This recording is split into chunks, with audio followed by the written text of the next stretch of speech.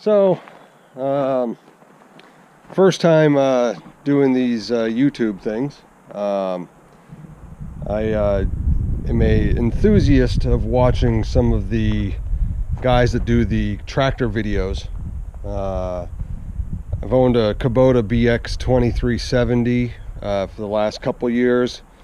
I'm in Lakes region of New Hampshire, so snow blowing was a huge important part of the reason why I purchased that. I've got a somewhat large driveway, but not huge, but it's kind of slanted funny, and I was always fighting with my walk behind and always ended up with some sort of back injury, shoulder soreness, just from doing that. So the 2370 was great. The only miserable part was no cab. So I looked into purchasing a cab, the Curtis, and they just came up with a great, very all glass one. It's awesome. I was watching John Ritter, I believe is his name, from a Ritter Bit Will Do, and I mean that guy's does a great job of explaining everything, and I figured that was the way I was going to go. With some applications I want to do, 90% of the time just adding on a cab or would have worked fine, but I decided that I wanted to start doing some tree work. I do have a little bit of woods back here and in the front of my house, and so I did get a grapple. So there was a few things I wanted to add on, and by the time I was adding on and looking at what I was going to expend, I decided to up myself up to the B2650. That's the first model that they offer, Kubota offers a factory cab with. There's the beauty right there. And I'm not gonna lie, that cab is awesome.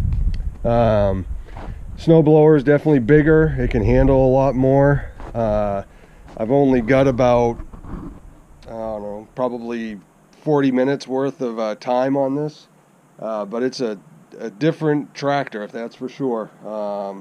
Going from the subcompact to the compact, when you sit in that seat, you feel like you got to be buckled in, as you should be, but it is like riding around in my pickup truck. I mean, it sits up high, and it's just a different beast. Anyway, the cab so far, nice and toasty. It's been great. So if you're from up in the northeast area, you'll know that we've been getting very strange snow. It'll snow, it'll be light, it'll be wet, it'll be heavy, and then it will go down in the single digits at night, and it'll all freeze. So we've just had a strange winter here. But in my backyard here, as you can kind of see, over my septic, I always end up in the springtime. It takes forever for the snow to get off from my septic area, and then when it does, it seems like it stays wet till July. So I decided when I got this big rig here to go ahead and say, well, you know, I get a little time on here, I might as well go ahead and blow some of this snow. And I tell you what, that's quite a bit of snow right there. It's generally where I've blown the snow before, and this stuff is hard. I mean, I was walking on it earlier. I can step up here, but this is probably about 2.5, maybe close to 3 feet deep in some sections, and that B2650 cut through there pretty easily, to be honest with you. So I just thought I'd document a little bit of this. I sit here on weekends and I watch these guys, GP Outdoors. His videos are great. He's got a B2601, I believe, and John Ritter. He's got his BX just tricked right out with all kinds of attachments and stuff. Really, those guys are so informational. It's great. So I sit there and watch them. So I figure, what the heck? Might as well document some of my stuff. Maybe some people can leave me some comments. Give me a hand on helping me out with the tractor if they have one, and some experiences of their own. The videos, I apologize, I am not a master at this at all. This is my first time ever even using a GoPro. So hopefully I'll get a little bit of positive responses out of this, and not too many negatives, but appreciate you watching. Let's go blow some snow. Okay, so I guess here we go.